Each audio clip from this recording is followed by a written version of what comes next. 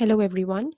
In this video, we'll be discussing the topic of ASEAN from chapter 4. So in the first part of this chapter, we discussed about European Union, which is again an intergovernmental organization comprising of countries from the European continent. In the case of ASEAN, we are talking about countries from Southeast Asia, as the name suggests, obviously. So, countries like Thailand, Philippines, Malaysia, Indonesia, etc., are all in the Southeast Asia.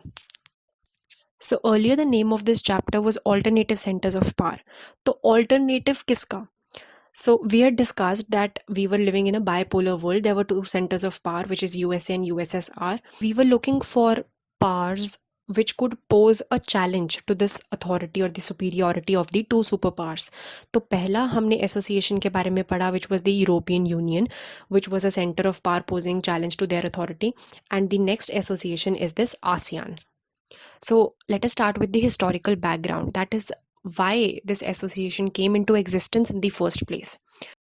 So talking about the time of before the end of Second World War, which is before 1945, ये ऐसा time था जहाँ पे lot of countries majority of the countries were under the rule of colonial masters. तो India भी इन 1945 was under the rule of the Britishers. उसी तरह से these countries of Southeast Asia were also under colonial rule of European as well as Japanese powers. So because of colonialism, these countries suffered economically as well as politically. जो India के साथ भी हुआ है, we all know. So after the end of the Second World War, that is after 1945, these countries were starting to gain independence. Also, this was the time when the era of bipolarity started. So the Japanese cities of Hiroshima and Nagasaki, they were bombarded by USA in the Second World War, right? So that is the time period which we consider as the beginning of the Cold War era. So at the end of World War II, what happened was that these countries, they faced problems of nation building, economic backwardness, as well as the pressure of aligning with either of the superpowers. These similar problems were faced by India as well. So India was also under this pressure of aligning with the superpowers, right? If you remember. और उस time पे India started this NAM, which is the non-aligned movement, जिसमें काफ़ी सारी countries जुड़ी बाद में. Similarly, ये जो South East Asian countries थी, they decided to create ASEAN. So the creation of ASEAN was motivated by a common fear of communism. So ASEAN was born out of the superpower rivalry between the USA and the Soviet Union, and it was found at the height of the Vietnam War, right? जो purpose था ASEAN का, that was to promote stability because they were facing economic backwardness and problems of nation building, right? As well as to contain the influence of communism during the Cold War. So ASEAN was established in 1967 by 5 countries, which is Indonesia, Malaysia, Philippines, Singapore, and Thailand. All of these countries, they signed the Bangkok Declaration, which led to the establishment of ASEAN. This particular association was preceded by ASA. तो जब ASEAN बना उससे पहले there was this association of South East Asia which consisted of Thailand, the federation of Malaya which is now a part of Malaysia. तो ये association बनी थी on 31 July 1961, and इनका भी ऑब्जेक्टिव यही था, that is economic cooperation, promotion of trade and all. But ये association ज़्यादा देर तक नहीं रही, एंड इसकी सक्सेसर बन के आई ASEAN, which was established by 5 countries by signing the Bangkok Declaration. So Bangkok is the capital of Thailand. So there was this declaration signed, and that is why the name. Then the objectives of this association include acceleration of economic growth, and through that social progress and cultural development. So first objective is usually to achieve economic growth, to have economic stability, because अगर economic stability ही नहीं हो तो आप बाकी factors के बारे में सोच नहीं पाओगे, right? So the prime focus is on economic growth. Similar situation NAM में भी थी. NAM भी initially एक economic organization की तरह ही बनी थी, and then they started focusing on political issues and social issues. So similarly in ASEAN also, their major objective was economic growth, and after achieving economic stability, they would expand their scope and take into consideration the societal progress as well as the cultural development. Then उनका जो secondary objective था, that was to promote regional peace and stability and based on rule of law and principles of the UN Charter. So the UN Charter is the agreement which is signed by the member states of the United Nations, right? और इनका भी objective यही है to maintain international peace and security, to uphold, to achieve higher standards of living for its people and so on, right? So their secondary objective was to ensure regional peace and stability, taking into consideration this basic principle of rule of law कि law जो है उसकी supremacy रहेगी, right? And also taking into consideration the principles which are enshrined in the UN Charter. Then over the years, 5 more countries joined ASEAN, which is Brunei Darussalam, Vietnam, Lao PDR. PDR stands for People's Democratic Republic. You can call it simply Laos. Then Myanmar and Cambodia. So the number of ASEAN countries is 10. Unlike European Union, jahan pe we have 25 plus member states. So if you remember, when we talked about EU, we discussed that EU has certain supranational institutions, for example, the European Parliament, the Economic Community, and so on. Whereas in case of ASEAN, we do not have any such institution. So ASEAN is more known for the ASEAN way, which is a form of interaction between the member states, which is informal in nature, which is more cooperative and non-confrontationist. Whereas in case of EU, we see that they have more formal dealings. But with changing times, the nature of ASEAN has also changed. In 2003, the ASEAN community came into existence, right? So there are 3 communities within it. First is the ASEAN Security Community, which would deal exclusively with security matters. We have the ASEAN Economic Community to create a common marketplace and a production base for all the ASEAN countries. And we also have the ASEAN Socio-Cultural Community. So let us discuss all of these little bit. So when we talk about the ASEAN Security Community, as it is already self-explanatory that it would look into the security dealings of these countries. So as it is already self-explanatory that it would take into consideration the security issues arising within the ASEAN countries. So agar koi territorial dispute hai, they would try to sort it out without going at war, right? They would uphold the principles of peace, cooperation, non-interference and neutrality. तो ये countries एक दूसरे की sovereignty को respect करेंगी, independence को respect करेंगी, right? They would not go at war and वो ट्राई करेंगे कि उनके जो डिस्प्यूट्स हैं वो पीसफुली रिजॉल्व हो सकें. Then the ASEAN Regional Forum, that is ARF, was established in 1994, जो कि forum बनाया गया है to carry out the security and the foreign policy of the ASEAN countries. Then coming on to the ASEAN Economic Community. So as already discussed, the main objective of this association was to ensure economic growth, which ASEAN has been able to do and that too very effectively. तो ASEAN region की जो growth है as compared to EU, as compared to USA और Japan, that is very much faster. तो जो growth rate है वो काफ़ी ज़्यादा faster है as compared to these countries. Then one major focus of these ASEAN countries has been to create more FTAs. FTAs होते हैं free trade areas, right? तो कुछ areas जो हैं वो designate कर दिए जाते हैं between 2 countries, जिसमें जो trade है उसमें आपको relaxation मिलेगी of different types. For example, the trade barriers, they are reduced. जो टैरिफ्स लगे होते हैं, टैक्सेस लगे होते हैं, उनको रिड्यूस कर दिया जाता है ताकि जो मूवमेंट ऑफ गुड्स है between 2 countries that can be easily done, right? So in order to facilitate trade between countries इन्होंने FTAs क्रिएट किए हैं. Then in November 2007, the member states of ASEAN, they signed the ASEAN Charter to move closer to an EU style community. तो एक EU style community की तरह बनने के लिए उन्होंने इस चार्टर को साइन किया. इस चार्टर के तहत ASEAN turned into a separate legal entity, right? जैसे इंडिविजुअल्स की अलग लीगल एग्जिस्टेंस होती है, एक अलग लीगल पर्सनैलिटी होती है, उसी तरह से ASEAN की भी एक डिस्टिंक्ट लीगल पर्सनैलिटी होगी, right? And through this charter they aimed to create a single free trade area for the region encompassing 500 million people. Then they also created dispute settlement mechanism, तो अगर कोई भी economic dispute होगा between countries उसको settle करने के लिए एक अलग से इन्होंने मैकेनिज्म डिवाइस किया है. Also, the ASEAN countries adopted the Vision 2020 on the 30th anniversary of ASEAN, right? Now, through this Vision 2020, the member states share this common vision that they would have an outward looking role for ASEAN, right? They would ensure peace and stability in the region. Then they would ensure that there are lesser conflicts in the region, and if there are conflicts, they are resolved peacefully. Then, coming on to the ASEAN socio-cultural community. So, some of the objectives of this community is to ensure collaboration and mutual assistance on the social, cultural, scientific, and administrative fields.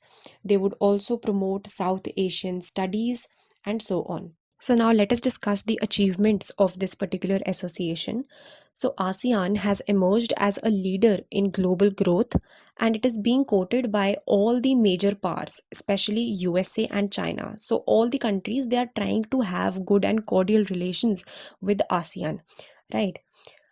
So, although every country in ASEAN is separate, right? They are sovereign, independent countries and they are pioneers in different fields, but together ASEAN is a powerhouse. So, according to the latest statistics, ASEAN is the fifth largest economy in the world with a GDP of around 3 trillion US dollars, right? And it has drawn interest from businesses around the world. EU, which is the organization we discussed about in the previous video, is the biggest investor in ASEAN, right? And China is the biggest trading partner of this association. Then ASEAN also has the world's third largest labor force, which is it has more than 600 million people. So it is only behind China and India, which we all know have the highest population in the world, two countries with the highest populations. Then ASEAN's digital economy is forecasted to grow to $200 billion by 2025, which is a huge number. So ASEAN is not only strong when we talk in regional terms, but it is also a strong entity when we talk about the international scenario, right? Then in 2018, you all must know that India invited the ASEAN leaders to its annual Republic Day celebrations, right, for the first time. So this is also one step forward by India towards the ASEAN, which is also an example of the fact that many countries are looking forward to have greater dealings with ASEAN. So you can add all of these points in the achievements of ASEAN, and if you find any other point, you can add that as well. Then, along with achievements, there are certain laggings, certain drawbacks of this association as well. Not certainly drawbacks, but there are certain problems which this association is facing. So we all know that this particular area is also a region of conflict. That is why one of the major objectives of this association is to have regional stability. So, still, we now and then hear that the South China Sea is one particular area where there's a lot of conflict. So, the South China Sea is in this area only. So, China claims almost all of the South China Sea, while there are four countries from ASEAN, which is Vietnam, Philippines, Malaysia, and Brunei, which also have competing claims in this sea. Then the US also interferes in this particular issue because obviously it does not want the domination of China in this particular region. So, because of this conflict between US, China, as well as these ASEAN countries, there's a lot of disturbance in this particular area. So, because of involvement of such big powers, which is USA and China, there is risk of these countries, these ASEAN countries, becoming pawns at the hands of these superpowers. So obviously these ASEAN countries, they have to carefully navigate between these two superpowers and try to achieve stability in the region. So this is all about this association. So now let's start with the topic BRICS. So BRICS is also an economic and political regional organization and it comprises of 5 member states. तो ये 5 member states का नाम याद रखना easy है because BRICS is the initials of these countries' names. So B stands for Brazil, R stands for Russia, I stands for India, C stands for China and S stands for South Africa. तो initially ये BRICS नहीं था, initially it was only BRIC, which is BRIC. That is, South Africa was not a part of this organization initially. So now let us discuss briefly how this organization came into existence. So Goldman Sachs, which is an American multinational investment bank, published a report titled Build Better Global Economies. And this was written by an economist called Jim O'Neill. So it is believed that he was the one who coined this term BRIC in 2001. And इस report में claim किया गया that by 2050 these four BRIC economies would come to dominate the global economy. And it was also stated that the economies of these countries are growing more quickly than the G7 countries. So, G7 comprises of 7 advanced economies, that is Canada, France, Germany, Italy, Japan, UK and US. तो इनके comparison में ये जो BRIC economies हैं they are growing more rapidly, right? तो इसीलिए ऐसा project किया गया थ्रू दिस रिपोर्ट दैट 2050 तक जाते जाते these 4 countries would dominate the global economy. और इसका रीज़न क्या था? That these are the world's fastest growing emerging market economies. Why? Because यहाँ पे low labour cost. I am talking about the 4 countries, right? I am excluding South Africa right now, because जब ये term coin की गई तब सिर्फ 4 countries के respect में की गई थी. तो they have low labour cost because these are 4 countries with the highest population in the world, right? So they have low labor cost, they have favorable demographics and they have abundant natural resources, जिसकी वजह से उनका जो speed of development है that is very rapid. So when the term was coined, ऐसा नहीं expect किया गया था that this would become a EU-like organization, right? एक political alliance नहीं दिमाग में सोची गई थी. It was only thought that it would turn out to be a major economic power block. Still, it was implied that economic power would bring political power as well, right? तो जो leaders हैं इन countries के, they also regularly meet and attend summits. Therefore, it is not only an economic organization but also a political organization. Now, in 2006, the foreign ministers of all these 4 countries, they met in New York City. However, the first formal summit was held on 16 June 2009. तो इसीलिए BRICS की formation जो मानी जाती है that is considered to be 2009 and not 2006 because 2006 में informal meeting हुई थी, फॉर्मल मीटिंग हुई इन 2009. एंड इस फर्स्ट समिट में जो फोकस था that was on improving global economic situation and reforming financial institutions, and they also discussed how these countries can better cooperate in the future. Then in 2010, precisely 24 December 2010, South Africa joined BRICS, right? South Africa was invited by China to be a member of BRICS and later on it was accepted by all the other members. So now the organization is a 5-member state organization. Also, the headquarters of BRICS is in Shanghai, China. Now, let us discuss what are the objectives of this organization. So, the objective is to cooperate and distribute mutual economic benefits among its members, besides non-interference on internal policies of each nation and mutual equality. So, they would cooperate on economic issues and they would mutually distribute the benefits arising out of such cooperation, right? And then respect for sovereignty is one feature जो ASEAN में भी था, right? In organizations में there is always this one feature that they would have respect for the sovereignty of other countries.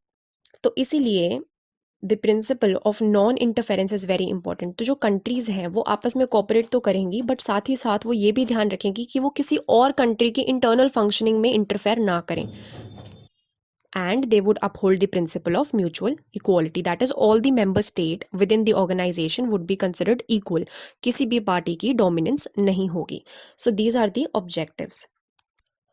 So over time, BRICS has become an influential organization and a lot of countries have expressed their desire to be a part of it. So countries like Afghanistan, Argentina, Indonesia, Mexico, Turkey, etc. want to have full membership of BRICS as well. Right but अभी तक ऐसा कोई step लिया नहीं गया है. It is still a 5-member organization. Now let us discuss some of the major achievements of BRICS as well as certain failures. So BRICS has contributed to the increase in the world trade. Then BRICS had set up 2 financial structures. तो पहला उन्होंने setup किया है CRA which is contingent reserve arrangement, and second is NDB which is new development bank. तो ये दो बहुत important institutions हैं। CRA का मेन पर्पस है to provide financial support, and NDB बनाया गया था by an agreement which was entered into in the sixth summit हुआ था इन ब्राज़ील, राइट। वहाँ पे एग्रीमेंट साइन करके NDB बनाया गया, and this was in lines of the world bank and IMF। तो जो वेस्टर्न कंट्रीज़ हैं वो यूजुअली डिपेंडेंट होती हैं वर्ल्ड बैंक पे और IMF में फॉर लोन्स और for meeting any financial requirement. And world bank and IMF में the western countries particularly United states of America has a greater से, राइट। USA की डोमिनेंस है उसमें। तो इसीलिए एक पैरेलल इंस्टीट्यूशन बनाने की कोशिश की गई by these BRICS nation, and they form their own bank which is the new development bank. Also, BRICS has a greater say in global governance. This is because of its huge economic potential. So now coming on to the failures of this organization. So first of all, in the previous years, there has been slowdown of the Chinese economy. So इसका impact सिर्फ BRICS पे ही नहीं but world economy पे भी पड़ा है. Then there has been recession in Russia and Brazil. So Russia's economy was affected because of the Ukraine crisis, and Brazil maybe there has been continuous recession. Also, one important shortcoming of this organization is the huge disparity between China and other BRICS countries, right? तो जो China का share है in the world trade or in the exports, in the total exports, that is very high as compared to other member states, as a result of which इस organization में China की dominance हो जाती है, which is not liked by other countries. Then within BRICS, the member states, they have lack of coordination because of disturbed political relations. For example, India China में हम देखते रहते हैं that now and then there are issues. For example, the Doklam issue, the border issues, ये सब चलते ही रहते हैं, because of which the countries are unable to cooperate on important issues. So these are some of the failures. Nonetheless, it is a very important and powerful regional organization. Right. So lastly, talking about the latest summit. So the matter which has been provided by CBSE, usme they've talked about the 11th conference, right? The 11th summit which took place in 2019.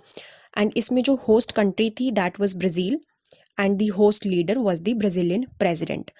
तो because ये CBSE के notes में लिखा हुआ है, so you need to remember this because 1 mark का question आ सकता है. However, if you are writing the answer, तो उसमें I would suggest that you write about the latest summit, which is the 12th summit, which took place on 17 November 2020. And because of COVID-19, ये हुआ था through a video conference. And इसमें जो host country थी, that was Russia. The host leader was the president of Russia, which is Vladimir Putin. And the location where this meeting took place was St. Petersburg. And isme the important points which were discussed was that all the member states, they would foster better living standards, they would focus on improving the quality of life, and they would focus on peace, economies, cultural and societal issues. Right, so this was about the 12th summit, and jo next summit hoga, that would be the 13th summit that would take place in India under the chairmanship of Prime Minister Narendra Modi. However, other details about this 13th summit are still to be announced. So this is all about BRICS, and this is all for this video. Thank you so much for watching.